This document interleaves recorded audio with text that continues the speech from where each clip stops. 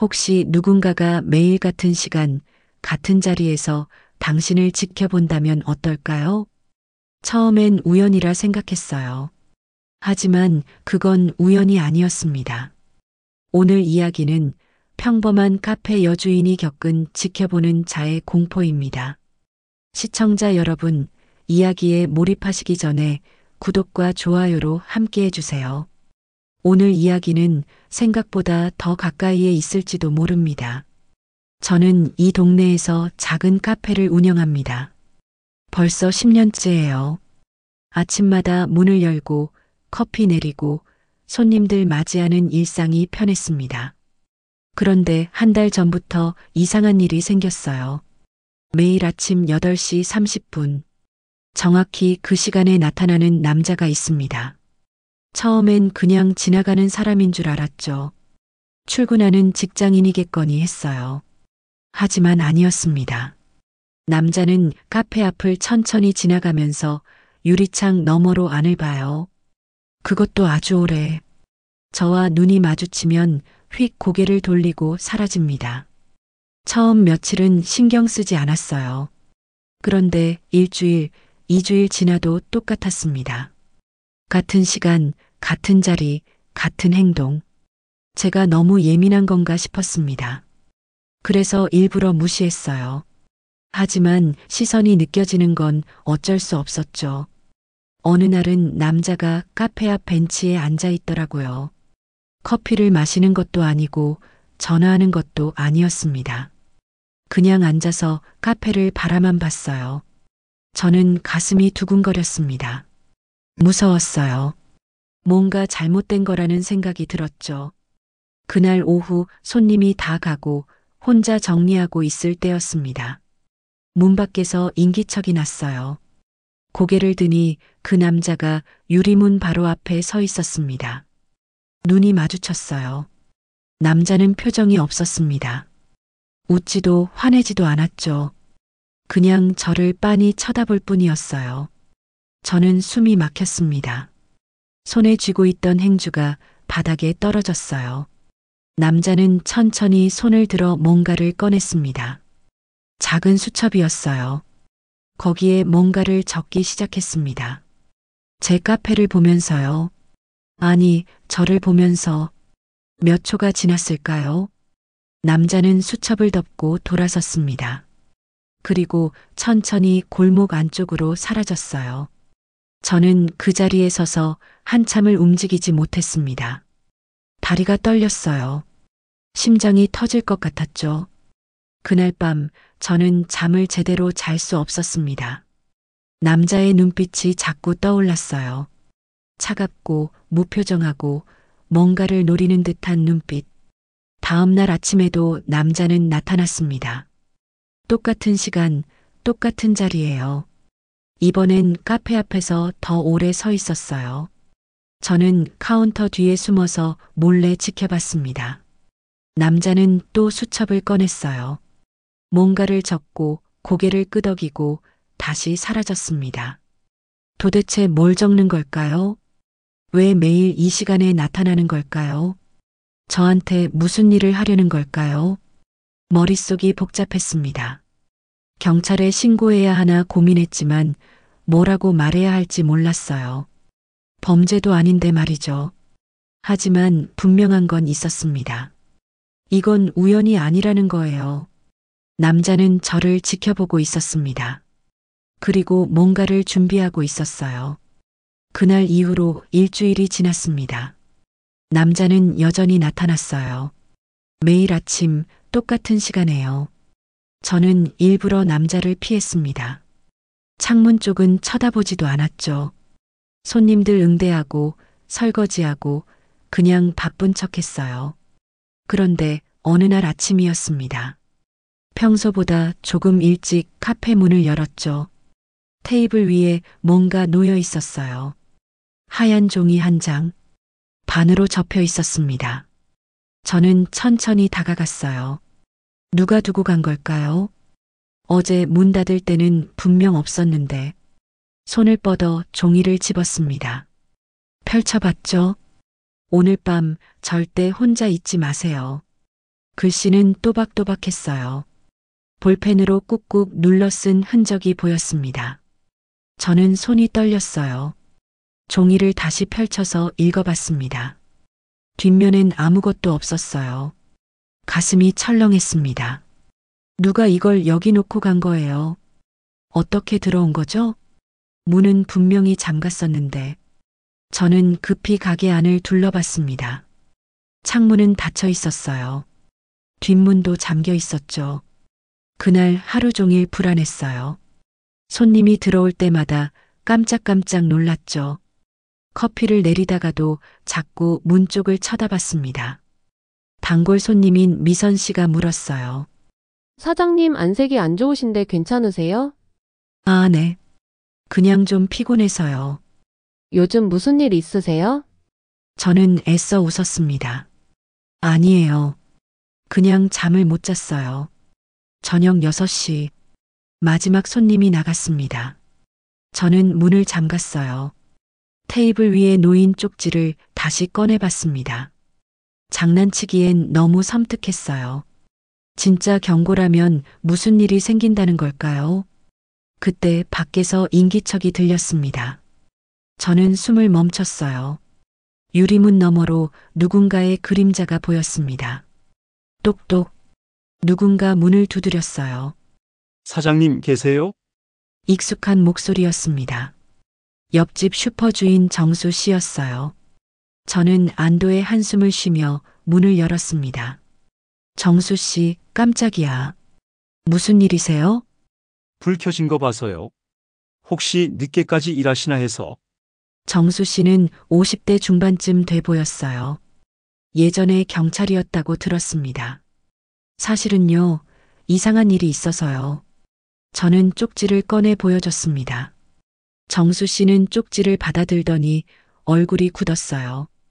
이거 어디서 나온 거예요?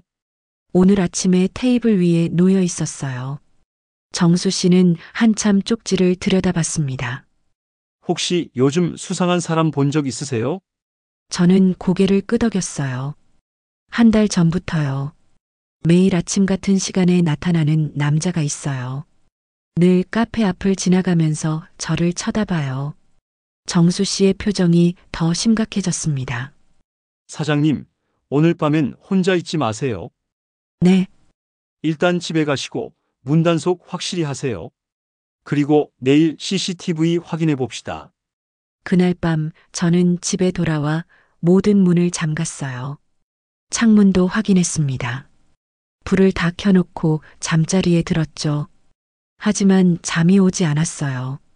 새벽 2시쯤 밖에서 이상한 소리가 들렸습니다. 드득, 드득. 누군가 문손잡이를 돌리는 소리였어요. 문손잡이 소리는 한참을 계속됐습니다. 드득, 드득. 저는 이불 속에서 숨도 쉬지 못했어요. 온몸이 얼어붙었습니다. 소리가 멈췄습니다. 고요했어요.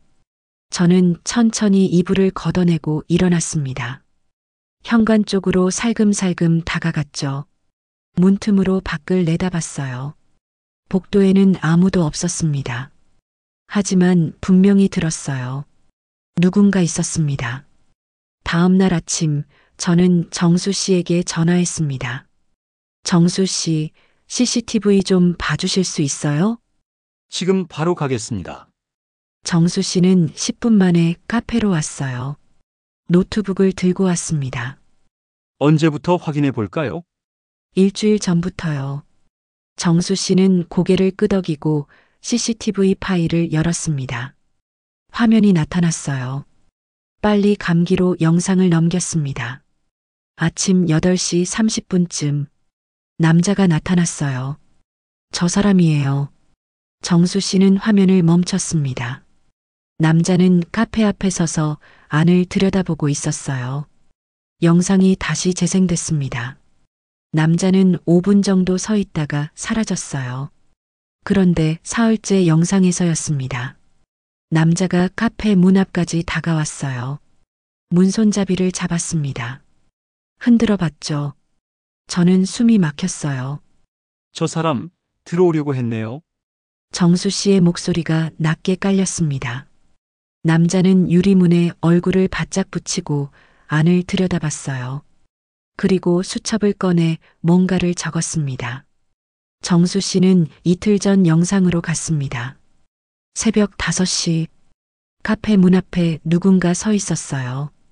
어둠 속에서 희미하게 보이는 실루엣. 남자였습니다. 이 시간에 남자는 문 앞에 뭔가를 놓고 갔어요. 저는 온몸에 소름이 돋았어요. 저 사람이 쪽지를 놓고 간 거예요. 어젯밤 영상이 나왔어요. 밤 11시 남자가 카페 뒷골목에 서 있었습니다. 담배를 피우는 척하면서 카페를 지켜보고 있었어요. 1시간, 2시간. 남자는 계속 그 자리에 서 있었어요. 저는 손이 떨렸어요. 저 사람이 절 감시하고 있었어요. 정수 씨는 노트북을 덮었습니다.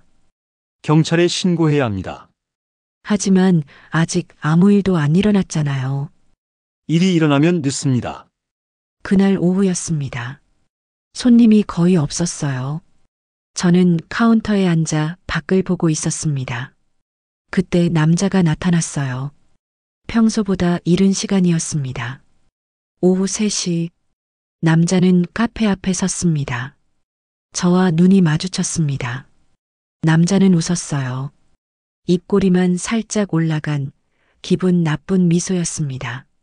그리고 천천히 손을 들어 휴대폰을 꺼냈어요. 제 쪽으로 들이댔습니다. 사진을 찍는 거였어요.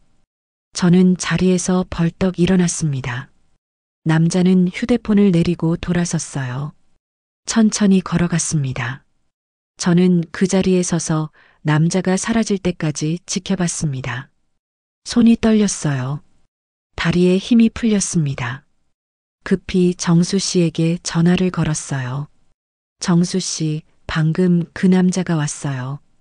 저한테 사진을 찍었어요. 지금 바로 가겠습니다. 문 잠그고 기다리세요. 저는 서둘러 문을 잠갔습니다. 블라인드도 내렸어요. 가슴이 터질 것 같았습니다. 정수 씨가 도착했을 때는 10분쯤 지났을 때였습니다.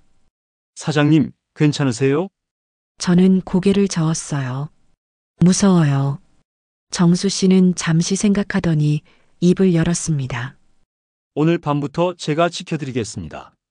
그날 저녁 정수 씨는 카페에 남았습니다. 저도 일부러 늦게까지 있었어요. 밤 10시, 창밖이 어두워졌습니다. 정수 씨가 블라인드 틈새로 밖을 내다봤어요. 사장님, 네, 저기 봐보세요. 저는 조심스럽게 다가가 밖을 내다봤습니다. 골목 어귀에 남자가 서 있었어요.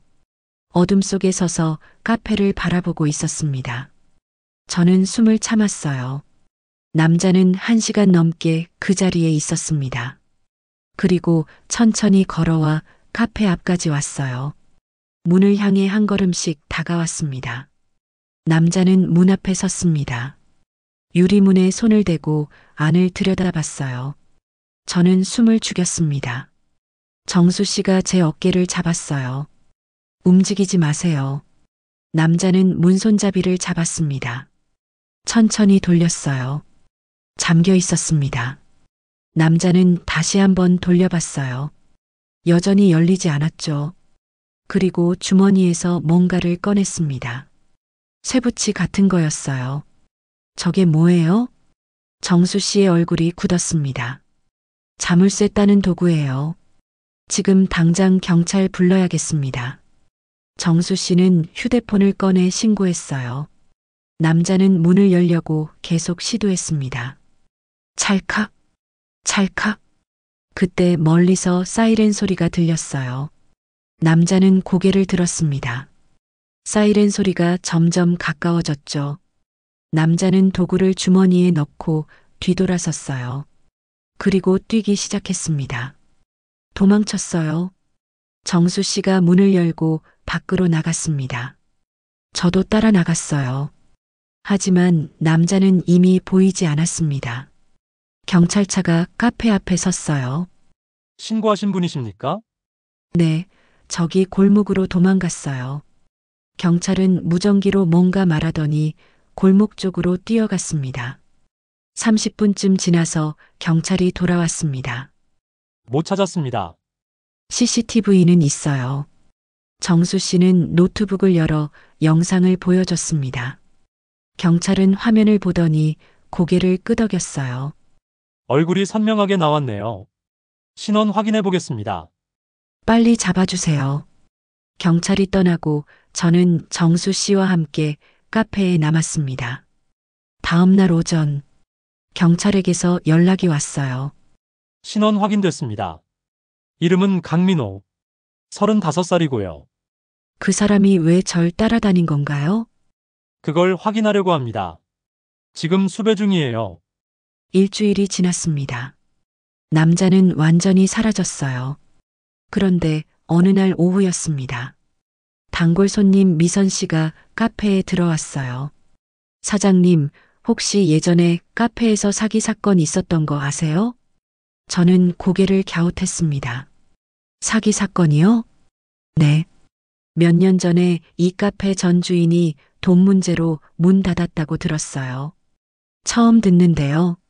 미선 씨는 휴대폰을 꺼내 뉴스 기사를 보여줬습니다.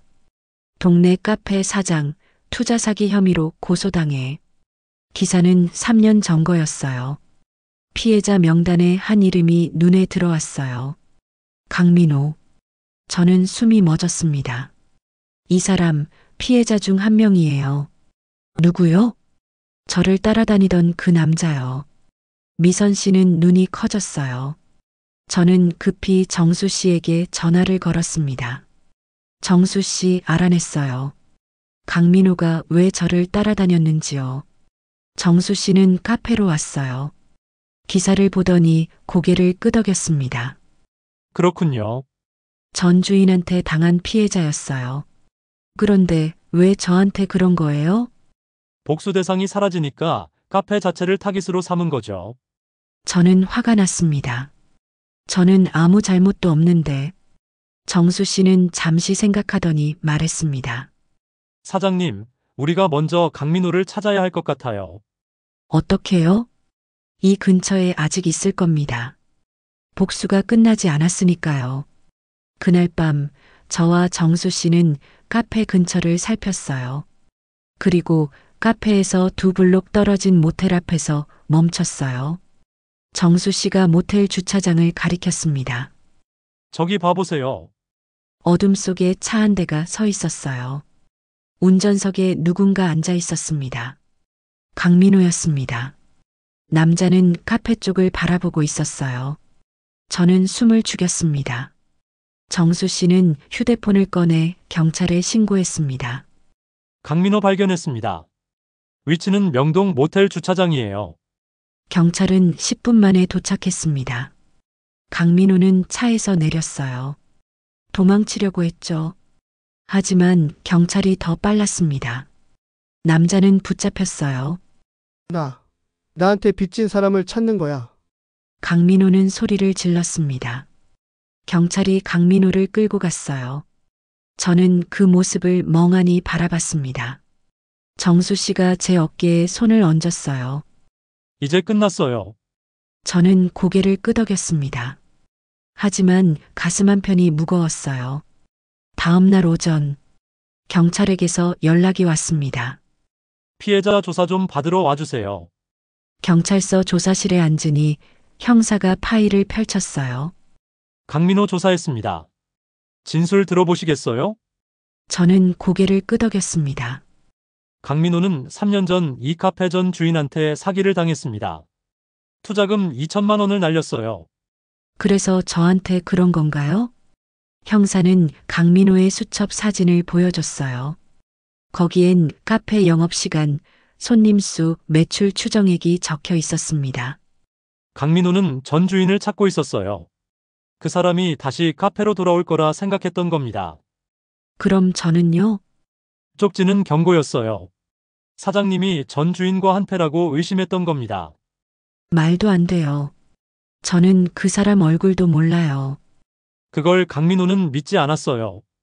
저는 화가 치밀었습니다. 그럼 저는 아무 잘못도 없이 한 달 넘게 시달린 거예요?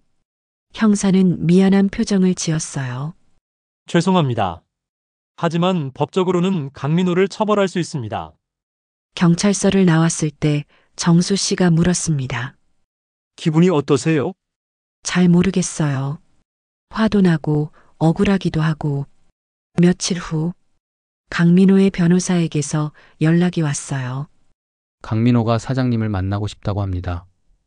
저는 거절하려다가 멈췄습니다. 유치장 면회실. 강민호가 유리 너머에 앉았어요. 남자는 많이 야위어 있었습니다. 전화기를 들었습니다. 강민호도 전화기를 들었어요. 죄송합니다. 남자의 첫마디였습니다. 왜 그런 짓을 한 거예요? 강민호는 고개를 숙였습니다. 저는 3년 동안 그 사람만 찾아다녔어요. 제 전 재산이었거든요. 그래도 저한테 그럴 순 없잖아요. 알아요. 하지만 너무 화가 났어요. 누군가한테 화풀이하고 싶었어요. 남자의 목소리가 떨렸습니다. 저도 피해자입니다. 그 돈으로 식당 차리려고 했거든요. 부모님 모시고 살려고요. 저는 가슴이 먹먹했습니다. 그래도 잘못된 거예요. 압니다. 정말 죄송해요. 강민호는 고개를 들었어요. 눈가가 붉어져 있었습니다. 사장님, 한 가지만 부탁해도 될까요? 뭔데요? 혹시 그 사람 소식 들으시면 저한테 알려주실 수 있나요? 저는 한참을 생각했습니다.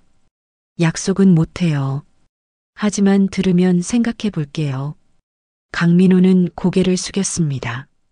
감사합니다. 면회를 마치고 나왔을 때 정수 씨가 밖에서 기다리고 있었어요. 어땠어요? 복잡해요. 그 사람도 피해자였더라고요. 그래도 잘못은 잘못이죠. 알아요. 카페로 돌아왔습니다. 한 달 넘게 시달렸던 그 공간. 하지만 이제는 괜찮았어요.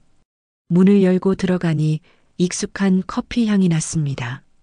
저는 에스프레소 머신을 켰어요. 커피를 내렸습니다. 창밖을 보니 사람들이 지나다니고 있었어요.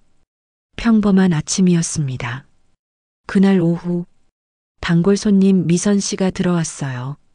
사장님 괜찮으세요? 그 일 다 끝났다면서요?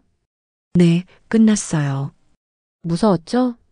저는 잠시 생각했습니다. 무섭긴 했는데요. 이상하게 그 사람이 미운 것만은 아니더라고요. 왜요? 그 사람도 누군가한테 당한 피해자였으니까요. 미선 씨는 고개를 끄덕였어요. 그래도 사장님한테 잘못한 건 맞잖아요. 맞아요. 저는 창밖을 바라봤습니다. 강민호는 전 주인을 찾아 복수하려다가 저한테 상처를 줬어요. 그리고 자기 인생도 망쳤죠. 며칠 후, 저는 강민호의 변호사에게 편지를 보냈습니다. 처벌을 원하지 않는다는 내용은 아니었어요. 다만 선처를 부탁한다는 말을 적었습니다. 강민호도 피해자였으니까요. 물론 잘못은 분명했지만요. 카페는 다시 평온을 찾았습니다. 손님들이 오고 커피를 마시고 웃으며 떠났어요. 저는 그 모습을 보며 생각했습니다. 어느 날 저녁, 문을 닫으려는데 정수 씨가 들어왔어요. 사장님, 오늘은 좀 일찍 닫으시네요. 네, 피곤해서요. 정수 씨는 잠시 망설이더니 말했습니다. 그 일 이후로 많이 힘드셨죠? 저는 고개를 끄덕였어요. 처음엔 그랬어요. 근데 이제는 괜찮아요. 다행이네요. 정수 씨가 돌아가고 저는 혼자 남았습니다. 창밖으로 해가 지고 있었어요. 골목의 그림자가 길게 늘어났습니다. 한 달 전 저를 따라다니던 그 남자의 그림자가 떠올랐어요. 하지만 이제는 무섭지 않았습니다. 저는 천천히 문을 잠그고 불을 껐어요. 집으로 가는 길, 골목을 지나며 저는 생각했습니다. 복수는 끝이 없다는 걸, 누군가는 계속 다친다는 걸, 하지만 동시에 깨달았어요. 피해자도 가해자도 결국은 누군가의 상처에서 시작된다는 걸. 집에 도착해 문을 열었습니다. 불을 켰어요. 창문을 확인했습니다. 모든 게 제자리에 있었습니다. 저는 소파에 앉아 한숨을 쉬었어요. 핸드폰이 울렸습니다. 정수 씨였어요. 사장님, 집에 잘 들어가셨어요? 네, 들어왔어요. 그럼 됐습니다. 푹 쉬세요. 전화를 끊고 저는 창밖을 바라봤습니다. 밤이 깊어가고 있었어요. 거리는 조용했습니다. 더 이상 무서운 그림자는 없었습니다. 저는 눈을 감았어요. 한 달 동안의 공포가 천천히 사라지고 있었습니다.